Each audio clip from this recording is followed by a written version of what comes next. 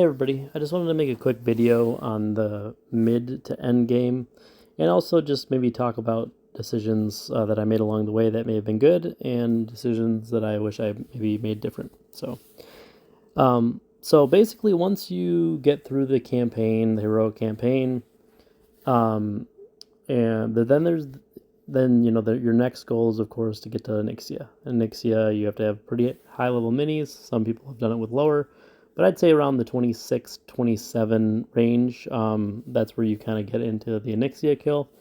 But you got to work up to that, and then kind of what do you do in that time leading up to that, right?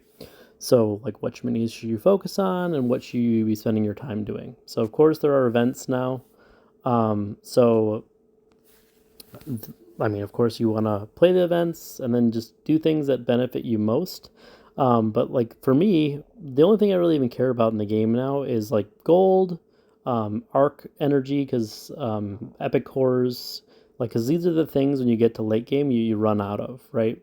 So, and then you got to figure out, hey, where do I want to spend it, right? So,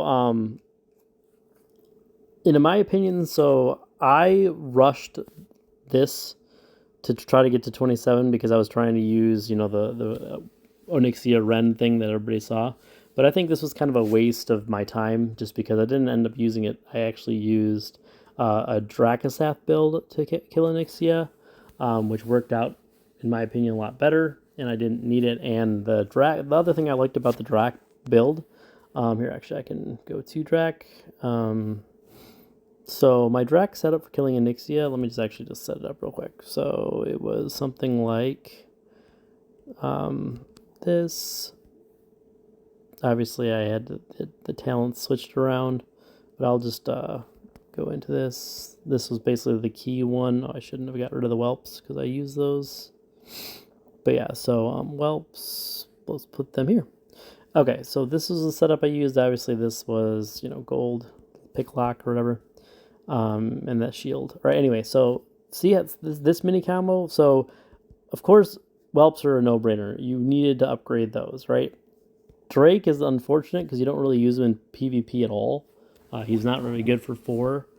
Some Ren builds that reduce the cost, he's okay. But unfortunately, you kind of have to upgrade him. But Pyromancer is actually one of the ones I wish I would have upgraded earlier. She's very good. She's good in PvP for dealing with, the gargoyles. She's good in PvE just for splash damage, and she's just really good all around. So I'm glad that I upgraded her. And then these don't matter at all. I unfortunately went picklock the last one, so I had to upgrade her to epic. So if I were to redo on like some of the main key units and the ones that would have gone. So I probably would have gone picklock with this one first. And then to be honest, I like the stun more than the poison. Some people like poison for PvP, but I don't know. I would have gone picklock, so the opposite of picklock, then stun, and then I probably would have gone there. So whelp, of course, the only one that matters is the flame burst, which I also screwed up when I first started playing. So flame burst is the one you want to go first. And then this one, so there's a couple things with this. So Earth Shield is for sure your must, but a lot of you'll see a lot of PvP builds with this one to try to outspell the opponent for in PvP when it comes down to it. So this is definitely the number 2 that I'd go, but Earth Shield's the first, right? So the Witch Doctor. So I would go Spirit Ward first, because this gives you the shield, and this is, I think, the reason that my Nyxia kill was so easy was because of this spell right here, and just how well it works in the dynamic with the whelp eggs and that level. And I like Witch Doctor. I think it's all around a pretty good mini. Okay, cool. So anyway, so of course the other minis you definitely want to focus on is Griffin Rider in every single build. Definitely the Mighty Throws, the most valuable talent. I'd probably go with the the airdrops next, just because there's some PvP builds, but that's definitely a mini you want to focus on upgrading. Of course, Safe Pilot, even with the nerf, is awesome. I think Namish Cloaking Device does have an upper hand since of the nerf, but I would go Namish, then I would go Coming in Hot, and this talent I've never used, but I don't think it's very good. And then of spells that are used in pretty much all metas, definitely this one with Cold Snap. We're seeing with the gold thing, a lot of people are using this Ice Crown, but still. But these are the ones I'm calling out are ones that I would absolutely spend time on upgrading at the beginning, especially because you can use them universally for like clearing, like even at beginning levels. You kind of definitely want to just focus on these. Harpies is a must. With the definitely want to go with the infectious swipes first, and then I would probably, I don't know. The problem with this one is, I mean, it's okay when you have Ren because then it makes her a 4 again instead of a 3 again instead of a 4 cost. But it's kind of an expensive talent, and the infectious swipe is just pretty much the one that people use. Okay, so then Harvest Golem's also another biggie with both. I think both the Trojan Chickens and the Stun are both very good. Probably Trojan Chickens are a little better, especially with like First Strike and some of the other PvP modifiers. But Stun is also very good for trying to delay pushes and getting into overtime with Jaina builds and such. So this enemy is actually really good at PvE content as well. With the chickens and gets to the towers and just really good tank in general. So I would focus on that one. Okay, so in terms of other things, so this spell right here, I'm trying to get it to, as you can see, a 25, because then it's a level 10 when I play in PvP, and that's pretty much kind of where this conversation is going to go, is the switching into mid to late phase, right? So once you beat all the PvE content, then you're basically with all you have really left in the game's current state is you have pushing dungeons to get more gold and try to get your arc light energy up, and then you have your PvP, right? And when you get higher up there, you're playing against people who spend money, and if you want to be competitive, you kind of have to. But it's also which spells to focus on. So Execute works great on several of the dungeons, as well as it's very strong in a lot of Jaina builds, and you'll see this spell used for a lot of even in non-Jaina builds for like countering gargoyles, countering other things. Obviously, even with resist or armor, this basically does the same amount of damage to whether they're armor or resist, so it kind of negates that, which is really good. So in spell order, I would probably go with Bloodlust first, just because there's some use cases for it, and it makes makes some of your pushes stronger and hit harder. Then I would go with this one, just because you gain reducing mana costs or gold costs is big in the end. And then I'd probably go with this as last. So cool. Anyway. Okay, so Prowler is one I wished I would have focused harder on. I think getting this one up, if you play against them in PvP, they're very strong. Also just a really good tank. Does stuns them with certain spells. So I would have gone, so definitely I'd still probably go in the order I went. I went with the Stealth talent first on the Prowl, and then I went with the Predatory Instincts, and then I will go with, of course, the last one, the Pack Leader. Pack Leader is really only good for certain use cases with like Murkai, just because it gives every mini around it 30%. So like the Onyxia kills, if you look like online, you'll see the one shot or the skip the second or third phase Onyxia kill. So that one's fine. But honestly, for all of the use cases, I would just get the other two talents first. I like the Stealth over the Predatory Instinct, but still. Okay. So down the list. So sappers have a use case for sure. They'll help you. I mean, during the lower PvP levels, it really helps you can climb with some tricky decks. And also with like some of the PvE levels, having a high sapper level matter, just because then you can two-shot or you can one-shot towers even with the speed. So I definitely, of course, you go rocket first always. Then I would go with this one, because once you get out leveled in PvE, you with an additional bomb, you actually can take a tower in one with just one set of snappers, which can matter. And then of course I'd go with the last one. One thing you might ask, why, like some people I've seen save up their talents, meaning like they don't get a talent because they cost 250 gold. So if you're if you're free to play, then I understand doing this. But if you're um, pay to win, they call it, I would.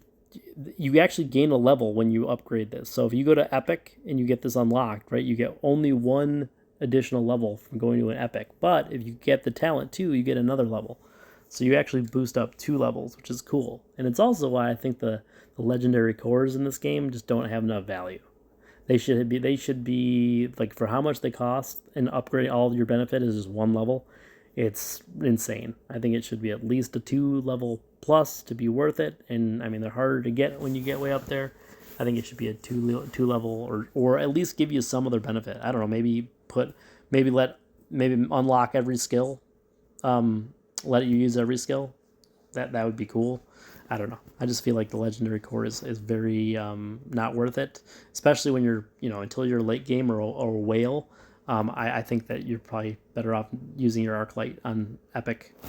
I kind of wish I would have.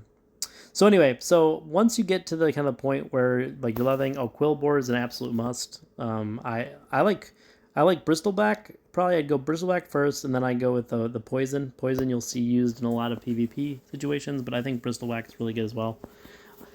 So anyway, going down the list, just make sure I didn't miss anybody crucial. Okay, Gargoyle is a must, and I wish I would have spent more on him because everybody uses, like, not everybody, but like there's several decks that use him. He's a great tank. He's a 2 cost, and the Cannibalist, this Bone Shield talent is by far the best. It's the one I don't think you use any of the other ones. I wish I would have spent more time on him because when you see playing in the higher level PvPs when they have him at 10, he really tanks, and it changes the way things work a lot. Gargoyle is an absolute also must. Of course, you want the 33% extra speed with the wing buffet, and then okay, and then let me think here. Yeah, I think those are pretty much. I mean, Huntress also has a lot of use cases that she's good. I think that the stealth one's probably the best. Then this 50% additional damage to the initial target's good. But outside of that, in certain PvP metas, these are really good. And of course, I would get the Golden Fleece first, and the other two you don't really use. But there was value in updating the spell just because of, the higher it is, if your opponent's lower than it, you can get, it stays in the sheep form longer. And then these are also probably pretty important for the PvP meta. The safety bubble really helps versus people who in the higher levels who have deep breath, and several others, right? Cool. So I've talked about, I think those are like the main minis that I would focus on. But I did want to mention then the leaders. Okay. I forgot one. One more, and then we'll go there. Okay, so definitely Dark Iron Mire, great for getting gold. I wish I would have done this differently as well. So I think that I probably wish I would have gone with this one first, the gold mine, where you actually drop proximity mines when you get it. But then I think I would have liked the Fury one, because the Fury can take out Quillbore at the same level, and like that's a counter that a lot of people use Quillbore as a counter to this, and it also lets you help you mine gold faster. So there's also some other cases there. So I wish I would have gone gold mine, then the Dwarven ambition, and then I would have gone with the Dark Iron one last. So okay. Okay, cool. So I really actually think I'm done with the minis now. For PvP, leveling this spell up kind of can matter at some point, just because this is great for taking out whelps and harpies, and you kind of do have to be at level at PvP, but it's really just mainly a PvP talent. And the orders that I would go in would be I think I would probably wish I would have done this differently. I would have gone the last one first, the one that you can cast it twice, and then I would have gone stun, and then the last one would be the Storm's Reach. So cool. Okay, so now I'm really done with that. So let's talk about leaders for a second. Okay, so I focused on leaders last. I think I'd probably still focus on leaders last, just because clearing the heroic campaign, you need to be able to, beat each level with each different one of each leader, right? So really, where it comes into, the leader level becomes less important, and it really the minis, upgrading the minis lets you clear the content. So I feel like I beat the hero cane pretty early on, and it was because I focused heavily on the minis and less on the leaders. Because the minis carried me, and a lot of times I didn't even play the leaders, honestly, in the hero campaign. So Jaina is an absolute beast in pretty much all of them. I would definitely go with Jaina. I liked I liked the playstyle of Murkai. So if you like kind of like the spammy ones, Murkai is pretty cool. And then Hogger has, especially with like your resolve and stuff, Hogger and the point. Okay, so the Hogger. Let's talk about the talents real quick. So this spoiled meat talent, gain poison. If you use this with the cheat death one with the life stealer or whatever it is, it basically heals him up to full because of the poison stacks or whatever. So that's pretty cool. I still think this is the better talent because you get 10% extra health each time he's played. And he's a 4-cost tank, so he's pretty good. But so I would probably go this one first, this one, and then the last, right? Okay. Let's talk about what else. Drac. All right. So absolutely, I wish I would have focused on this one. I actually spent like more money in this game than I would have wanted to, probably because of this mini, because I didn't level Drac up first, and like I said, this was my Nixia kill. I think I wish I would have focused heavier on Drac at the beginning over some others. So definitely focus on this one. Great in PvE, like you can clear levels way higher than yours. Great with Nixia, and PvP, depending upon the meta, it's okay, right? I've seen some people do some pretty creative builds with him, but still, really wish I would have focused on him more. This is an absolute must. Rend, arguably best in PvP, just because of his passive skill of making any flying mini cost one less. So that just makes him really good. He's 6, and of course you're gonna definitely want to go with the scale and steel talent if you're gonna go with that. The other ones I don't really use a whole lot. The one on the end's useless. It's actually worse, they say, according to Bulava, which I probably agree with him. And then the living bomb is whatever. It's okay. There's some use cases, but this is the one everybody uses.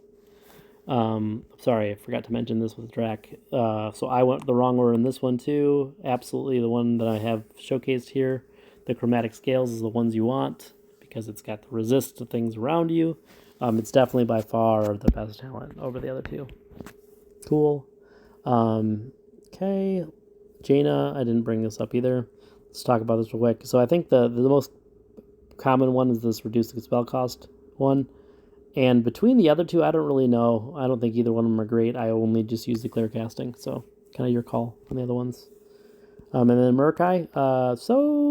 Marathon of the Murlocs is gives you 5 arc seconds. Is probably the first one I would go with. But then I wish I would have done this one first, which the Hide Hunters spawn it with the Murkai, just because there's, like I mentioned earlier in the video, there's that skipping stage 3 build, and there's also just some other use cases with cheap death, which make Death Ball really powerful with this talent, right? So yeah. So anyway, probably I would go this one first, then this one, and then the final, the electric kill. I don't really use it. Cool. Okay, so cool. Tyrion. There's only one thing to do. He's good. I've seen people with him at 10 in PvP, and they're really, really strong, but this is really the only talent anybody uses right here, Divine Shield. Some people like Maiev. I think she's okay. The only talent really used is this one, so that's one you'd focus on. Okay, so this was Emperor Thorson, I think, is good. I like this talent for PvP. I've seen other ones with the Incinerate one, but I think that this is the way you go. I would definitely go with this one. But there's some good, cool builds with that one. I've seen a lot of really strong Gromish decks as well. And I would definitely go with the Mirror Image talent first, and then I would go with this one, and then I don't even know what the last one is. Oh, the AoE. I've seen people actually use that as well. But Gromish is a strong hero. I probably wish I would have focused a little more on that one as well. Yeah, so Karen is okay. I would still go with the Resurrect first, followed by the Speed, and then I don't even know what the last one is. I don't think I see anybody use it, so anyway. But yeah, so just okay. I'm fine with what I did. But of course, Baron is another biggie. Baron is an absolute must. Baron's almost every PvP season, you see Barons always being very strong. Definitely Chill of the Grave, the most important one. I've seen also decks around this one, the Death Pact. Some builds like that heals you up so they can use that, but I don't know. I definitely think Chill of the Grave is the one that you want. Great passive. Sneed, I think, is terrible still. I don't really see many use cases for him. So I'm glad that I didn't focus on him. And then Thalnos. So there's some cool decks with Thanos with spells. Last season. Depending upon like with Hero Resolved. But I absolutely would go with this one. The Drain Life is definitely the best talent for him. So I'm okay. I'm fine with what I did with him. And then unfortunately, this mini's terrible. Or just like Bulava did a video recently, and he's absolutely right. They could easily fix this one. You don't need the Banshee. Drop the mana cost, and then people would actually use this mini. She's just too expensive, so I'm happy I didn't focus on her. Okay, so pretty much gone through, I believe, everything that I wanted to there. But let's talk about now, so after the campaign was all beat, like I mentioned before, and you just had PvP really to focus on. So then it's just basically a rush to get your deck to be as powerful as it can. So I'm working to get all my epics to 22 because basically the tipping point is 22 plus the gold tile, right, would get you to 25. And since 25 divided by 3 is over 9 or is over 8, right? Then it's you'll get your minis will be a 9, right? So your kind of first goal is to get anything in the epic to 22, because then when you're in PvP that will equivocate to a level 9 once you get over the the 3,000 mark or whatever. And then your next cap, of course, is way up there, is 28, and that will put you at a 10, right? Because 3 divided by 28 puts you at 9 point something, right? So that's the goal, but that's kind of a longer goal. But I think having things at least at 9, it makes it really cool. And also just how the calculation works in PvP. I didn't know this for the longest time. It basically it takes all your minis at their level. So it does the calculation first. So for example, what you're looking at here. Actually, let me go here. Okay, so 27, right? So that's a 9, right? Because 3 divided by 27 is a 9. And then my Griffin Rider is a 28. So 28 divided by 3 is over 9. It's like 9 point something, as I mentioned. So that one's a 10, right? This one is a 9 again. This one is still a 9 because anything over 24 would put it in the 9 category because it's over. When you divide it, it's going to be 8 point something. So that's a 9. That's a 9. And then the 25, as I mentioned, is a 9 as well. And then this is a 9. So because I have all 9s and 110, my average is going to be, average of all this will be over, it's going to be like 9 point something. So I'll have a 10 base. So that's why it kind of does kind of matter later on if you want to because the ten base is stronger.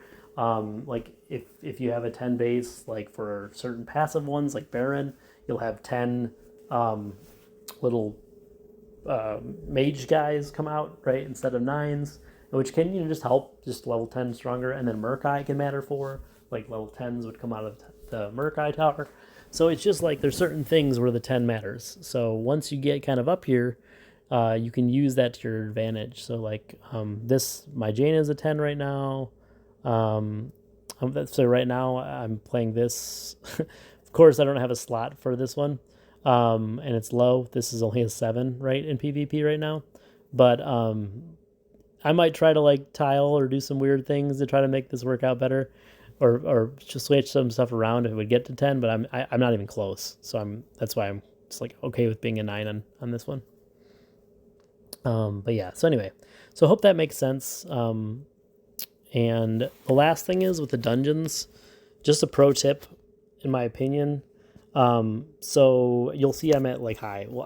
So now that there's unfortunately now that there's like, I think they should remove this, but the win in a dungeon battle, it's not likely, especially with the lineup here, that I'm going to be able to do that, right? So how I play dungeons is I wait for, since they're all high, is I wait for 2 different talents or relics to come. Every day I check it to see if any one of them have it. And one is the melee lifesteal one, that one, because if you use the earth elemental, or sorry, not fire elemental, this guy with this talent right here, it will basically make it so he doesn't, like, nothing can kill him, right? Like, so it allows you to clear dungeons way higher than you would because this talent is really strong. It also works, as kind of mentioned, it's the same concept with I mentioned with where is he? Here he is. All right, so with Hogger and that poison, right? The poison one. So when you use the cheat death on it, which basically since the poison stacks, it heals them up. It's the same concept, but it's always active. So when you have Beast Week, it's a added bonus because you can do Hogger and push him up there as well. But you can also just use the Earth Elemental, Fire Elemental, with that talent to get the same thing, and it will allow you to clear dungeons a lot higher. So when I see that melee one, I'm like, here we go. For almost every dungeon week, it'll help you. I'll basically beat the level or be able to beat the level when that relic is up, right? Now the other relic is, of course, there's one that always lets you like get, I don't know what it's called, but it lets you when you select it, when you spawn that family, then you'll launch something. Like for Beast, it's like the Raptors. You'll get a raptor every time, or however much gold you spend, you'll get that amount of raptors. And then for the Alliance one, you'll get like the swordsman. And for the, I think the only one that's not very good is the Blackrock, because you'll just get whelps, and whelps just spawn at your base and they don't actually like move forward. But so this one is the grunts, which are like level 6, so those are good. And then I guess this one's also, I think it's just skeletons, so it's also just okay. But there's just definitely some strong things and can really change your outcome and allow you to push dungeons a lot higher. So that's why I have high dungeons. So I kind of maybe because of the new events and they made the dungeons a part of them, I'm not going to be able to even get that completed today, because unfortunately between the two, between yesterday's relics and today's relics, none of my 6 minis had those, so I'm basically SLL on that one. So anyway, so I've rambled on enough, but I hope this video was helpful to some of you mid to late gamers, and work on getting Deep Breath. As you all know, it's by far the strongest spell in the game with the Double Dragon. In PvP, when you're playing at high level, if you don't have the spell, you definitely feel the disadvantage. Of course, you're going to feel the disadvantage if you don't have, level 9, level 10, I can't count, also way up there. But the Deep Breath is your next, put it this way. Before I had the spell, yeah, I have nines, and I finally just got some my towers to tens, or whatever. But I was hardly ever winning against someone who had deep breath. Now it's I can sometimes win, sometimes lose, depends how high level they are, depends how good they are. I feel like the talent of the individual I'm playing matters a lot more now that I have the spell, and so I only get really wrecked by people who are very technical and very technically good. I mean, you get surprised, of course, by someone who's not, but like that's the biggest difference is having the spell. So, of course, you're working to get this thing. I think I agree with Minnie that it's very unfortunate that they put it behind Onyxia, but once you get there, you're gonna love it. Kind of unique. It's kind of gotta take you a while to learn it, but anyway, cool. Anyway, hope this is helpful. Have a great day.